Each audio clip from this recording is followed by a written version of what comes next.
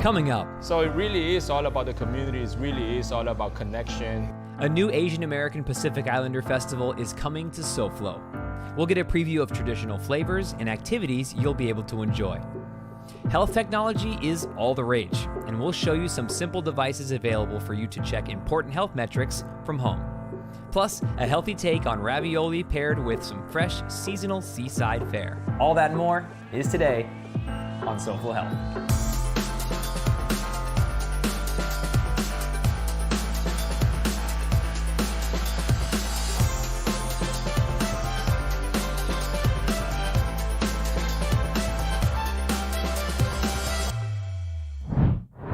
Hello and welcome to SoFlo Health. I'm Hunter Frankie and we're at home today. I wanted to bring you some devices that are now available and some that have been around for a long time to help you in your health journey, whatever that may be. And we're going to start with the most simple one that we are most familiar with, and that is the thermometer. Yes, old reliable, let's see, 98.2, which is basically what you should be around at all times. What are you looking for with your temperature? Basically, you're looking for a fever. We definitely got familiar with these throughout COVID, as well as this next device. And this is gonna measure the blood oxygen levels and your resting heart rate. So all you do is you put it on your finger, you press start, and you wait. And there we go. As you can see, my resting heart rate is 63. My blood oxygen is 96, which is fine. Between 95 and 99 or 100 is what you're looking for. So when you're looking to measure a lot of what we do today, you want to be at rest because you're gonna get your baseline. Well, these are the first two that can get you started on your health journey. And again, you're probably most familiar with them already. But coming up, I've got a lot of other devices and different ways for you to be able to monitor different health factors that maybe you didn't consider before. Again, this isn't about becoming your own doctor. This is about learning how your body works so that you can share it with your doctor and work as a team to have better health. Keep watching SoFlo Health. I'm at Uncommon Path Brewing here at the bar, waiting for my good friend Diego, who is from Temple Street Eatery. So I know you might be thinking, well, why didn't you just go to Temple Street Eatery then? Well, that's because he's here today for a collaboration he has coming up for an AAPI Heritage Fest that he's put together. That's Asian American Pacific Islander, for those of you that didn't know. It's coming up this week, so if you're looking to participate in a fun festival and have some delicious food and fun things to do, well then you're gonna wanna keep watching. First, let's hear from a few of the vendors that'll be there and then get with Diego in the kitchen for a special pizza he's got cooking. Alma Matcha was originally just going to be an online retail concept. So we were selling matcha powder to our online consumers, and then we did a couple pop-ups. They did super well. So now we have founded our first brick and mortar location. All of our matcha products are sourced from Japan. We have matcha that comes from Kyoto, Fuji, Nara, and Kagoshima. We are so thrilled to be a part of the AAPI festival. It's going to be a really great festival. We have a ton of Asian influenced businesses popping up with food, beverages. It's going to be a great way to connect. We are a social club that introduces Chinese Mahjong Hong Kong style to the community. It's going to be an honor for us to be part of their first festival. We're going to have some Mahjong tables set up, and we're going to have some instructors there that are going to be teaching Mahjong Hong Kong style to everybody. We want to be able to have some Gen Z, some millennials, and even some baby boomers that play at the same table. I'm very excited to be in the kitchen with my good friend Diego. Diego, good to see you again. We're in a new location. This is not Temple Street Eatery. Not Temple Street, hey. We've got a festival coming up that you're putting together, and you've got a special pizza for it. So what's going on here? Yeah, so we're here today at Uncommon Path Brewery here on the Thrive Art District, where they have lent us their location to host our first AAPI festival, street festival event. And who's our friend over here? This is Marco right here. How's everyone? Great friend. Hey there. Also pizza maker, brewer master. So tell me about this pizza that you're whipping up. So we're making a Asian style pizza. So the inspiration comes from the hot honey pepperoni pizza. But rather than using pepperonis, Italian style pepperonis, we're using Chinese and Vietnamese sausage called lap chen. Okay. This is a staple sausage that we eat growing up as a kid. It's a quick fix food. Yes, let's do it. So let's make it happen. We also got marinara sauce right here that is incorporated with a little bit of kimchi. Kimchi is Korean fermented cabbage. Now, is it on the spicier side? Because some kimchi can be quite spicy. This one is a milder taste of the kimchi, but because we're making the hot honey pepperoni pizza, right, or hot honey lap chen pizza, We're also gonna be throwing our Chino Latino chili crisp. Oh, the very famous chili crisp. chili crisp that we use in our Asian staple.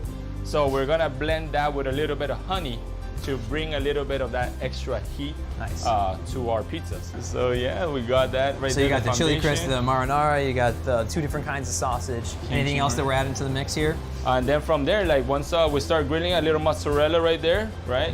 Looking good. It's gonna cook quickly. We'll see you in 3 minutes or so. 3 minutes. The summer is here and we're at Mount Sinai Medical Center because it's a good time to refresh ourselves on emergency situations, particularly heat strokes and drownings. So we're here to see Dr. Kaplan to find out what you should know before heading to the emergency room and what to do while you're there. Doctor, thanks for having us in. Thank you for having me. Of course. The summer's coming up, or pretty much here, and unfortunately, we hear that the ER is a little busy during that time of year. And why is that? What are some of the common things that you're seeing people for? Unfortunately, for some things that we don't want to be seeing them for and that are completely preventable, drownings, heat stroke, things like that. And what do people need to keep in mind when it comes to, let's start with heat stroke? Well, first, obviously, we want to be outside. It's fun, you're out of work sometimes, you're definitely out of school. So if you are going to be outside, you want to limit the exposure to when it's the cooler time, if there actually is a cooler time. In the morning, at night. Obviously, you want to make sure that you're wearing breathable clothing as well, sunscreen, things like that. And when it comes to the ER itself, when should somebody go to the ER and when should they not? So I don't like to say when you shouldn't. Obviously, if you feel like you are in an emergency situation, absolutely seek help immediately. If you are unaware of what that emergency situation might be, things to look out for. If you are outside and somebody's just not acting right, you know, they're slurring their speech, they're a little bit confused, maybe complaining of some nausea, vomiting, headache, things like that, you know, obviously you are concerned that they might be having a heat stroke. So immediately call 911 and try and get them into a place where it is a little bit cooler, try and cool them down. If they're alert enough where you could give them something cool to drink, do that. Try and remove their clothing. You can try and put them in front of a fan, maybe mist them a little bit for evaporative cooling measures. Once at the emergency room, what is good information to have on hand, whether you're a patient advocate or you are the patient yourself? So one, having a medication list of all your current meds that you're taking.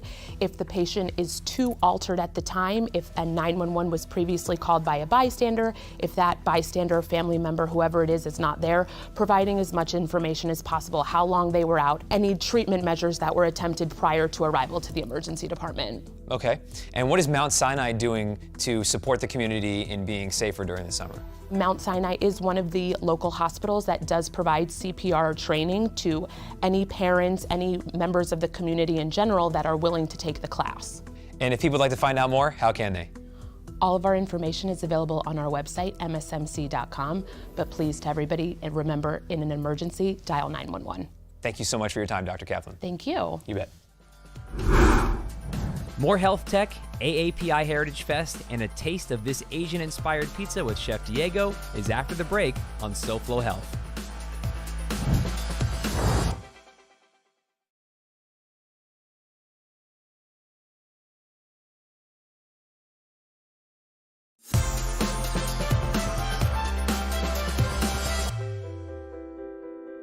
Welcome back to SoFlo Health. I'm Hunter Frankie, and we are at home testing our health. Earlier, we tested our temperature and talked about blood oxygen levels. Now to our heart rate and our blood pressure. Let's start out with how do you properly take your blood pressure from home? So, a big thing is you need to be at rest with your hands up on a table like this for about 5 minutes to get an appropriate reading. We want to extend the blood pressure cuff away from us. We want this hose to be as straight as possible. You want to bring it up to your bicep, and you kind of want to line this hose up with your pinky. This one's automatic, so all I have to do is press start, and we'll begin. All right, so my blood pressure is a little bit on the lower side. Both of those numbers are important to your doctor especially, but most people are concerned with the top number, your systolic blood pressure. And there, we don't want it to be too high. Somewhere in the range of 100 to 120 is what most people typically aim for. And what are some symptoms that you might experience if your blood pressure is out of whack? Well, especially if your blood pressure is lower. You're going to feel faint, you're gonna feel possibly dizzy.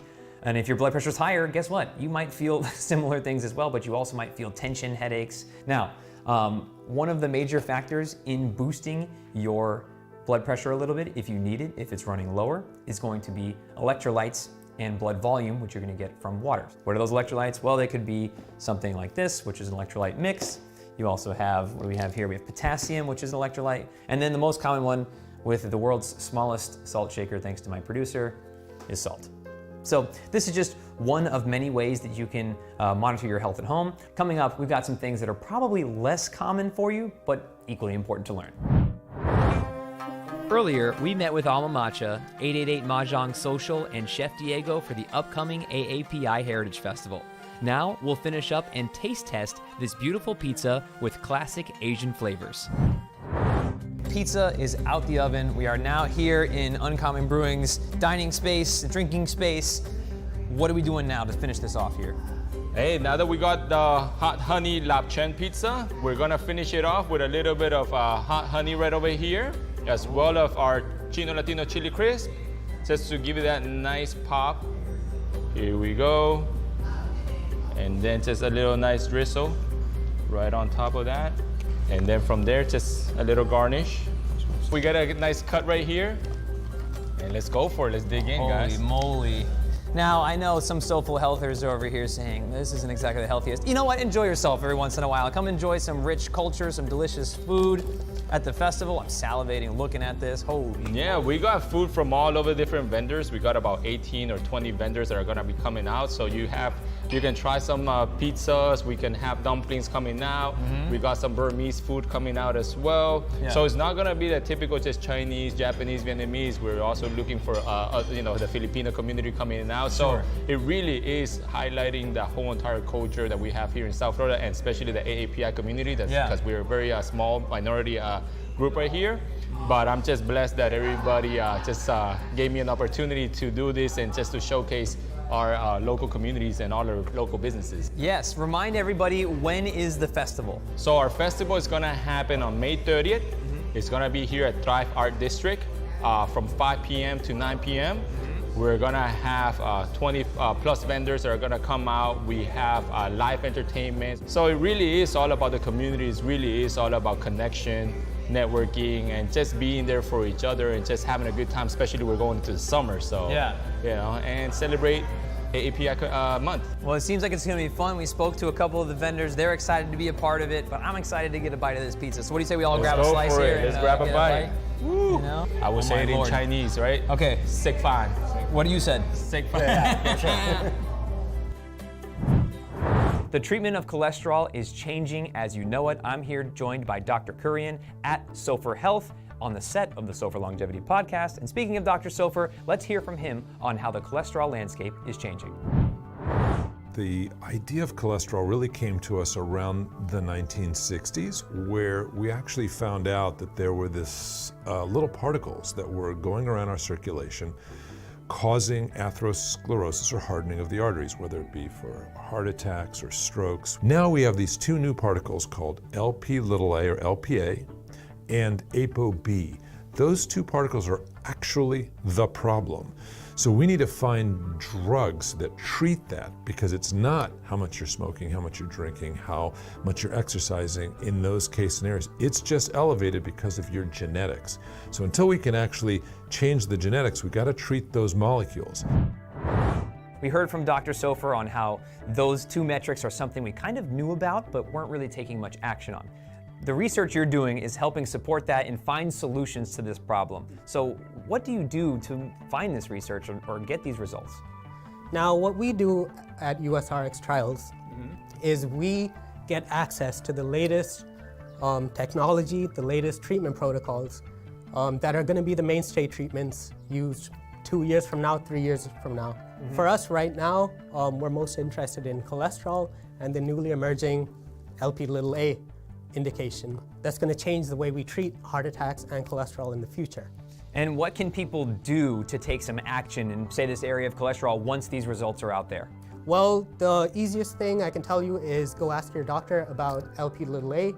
If you haven't been tested, get that tested and find out what your numbers are. Is there anything else you'd like us to know? You can find us at usrxtrials.com or even contact us here at the SoFlo Health Institute. Doctor, thank you so much for your time. Let's send it back over to Dr. SoFlo to learn a little bit more about Lp(a) and ApoB testing.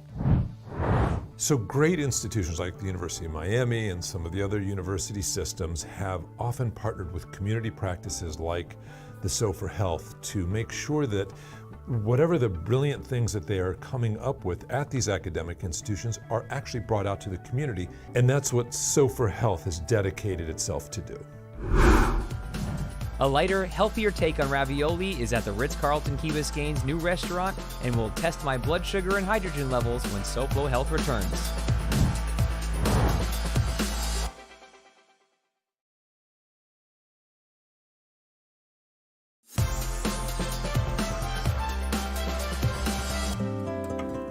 If you're a diabetic, you're already familiar with what's in front of you. Welcome back to SoFlo Health. I'm Hunter Franke. This is a blood glucose testing kit. This just gives you a snapshot of your blood sugar right now. Much like all of these devices, you're only getting a glimpse as to what the current indication is.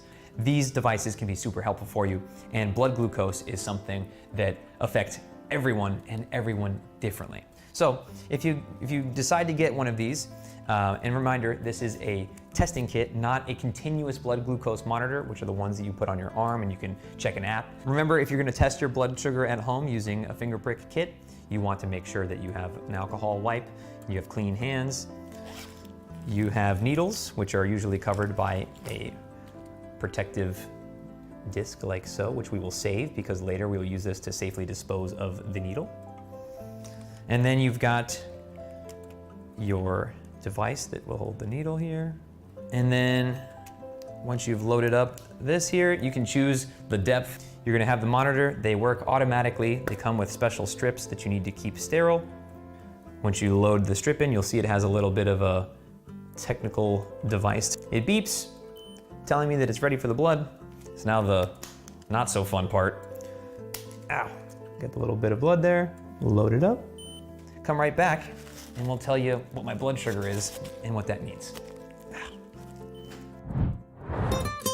On a recent episode of SoFlo Health, we visited the newly updated Ritz-Carlton Key Biscayne. Luma is an authentic Italian restaurant within the resort where we created these handmade corn raviolis.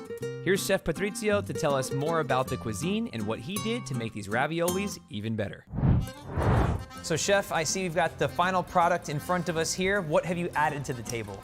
Okay, so this one, it's actually an additional of the new menu at Luma.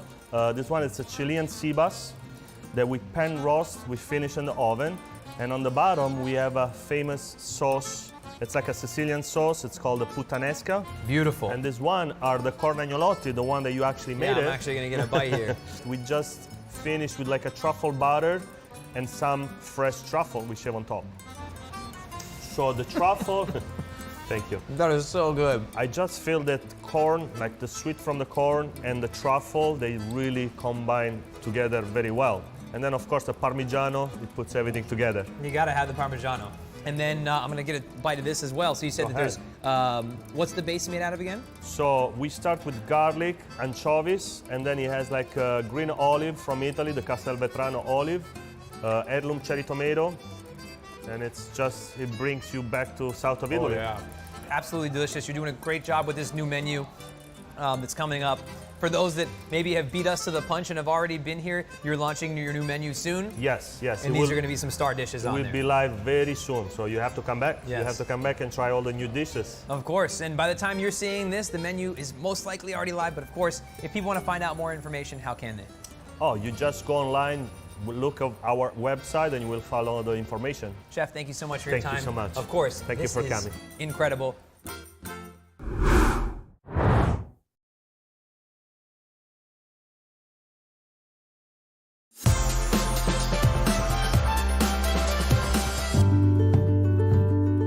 Welcome back to SoFlo Health. I'm Hunter Franke, and my middle finger hurts because I just pricked it so that we could see my blood sugar. So there it is, 88, which is pretty good considering I ate about an hour and a half ago. This is not to be confused with A1C, which helps you find out what if you have insulin resistance.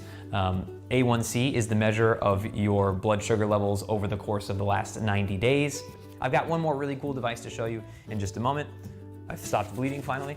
And before that, I want to show you how to properly dispose of these. So you take this off with the needle exposed. You simply just press it down into the plastic top that it had. And now you can safely remove this, no problem, and dispose of this like so. In fact, I'm going to do so now so that we don't get this area contaminated. BRB. All right, now that we're all set up here, I'm gonna show you a device that I've been using in my own personal health journey. This is called the Air 2. I'm basically going to blow into this device, and it's kind of like a breathalyzer, but to measure the gases that are inside of your body that are being caused by fermentation of bacteria. If you're somebody that's having digestive issues, whether it's constipation, diarrhea, you might want to consider a device like this. Okay, it's all charged up here. What I need to do is I'm gonna hold down this button. I need to stop breathing for 3 seconds, and then I'm gonna blow for 5 seconds into this device, and then I'll show you what the readout gives me here. Now it's gonna give me my fermentation score. Now this is a score that is, oh good, it's low. So what do these numbers mean? Well, it could be high on hydrogen and you have no symptoms and you feel great. That's fine. That just means that there's stuff in your body that's creating a lot of hydrogen right now. Sometimes that's healthy. But what they tell you with this particular device to do is kind of look at the correlation between symptoms, which means you have to do it a few times, or at least over a period of time. All right, that's it for this week's episode of SoFlo Health. Thanks so much for watching. We hope you learned something cool about all this new tech that's available. And that's all we got on Local 10, the local station. So if you want to catch more SoFlo Health, you can do so on SoFloShows.com. You can also follow us using @SoFlo Health to share with us what you're doing to stay healthy. Until next week, it's goodbye and good health.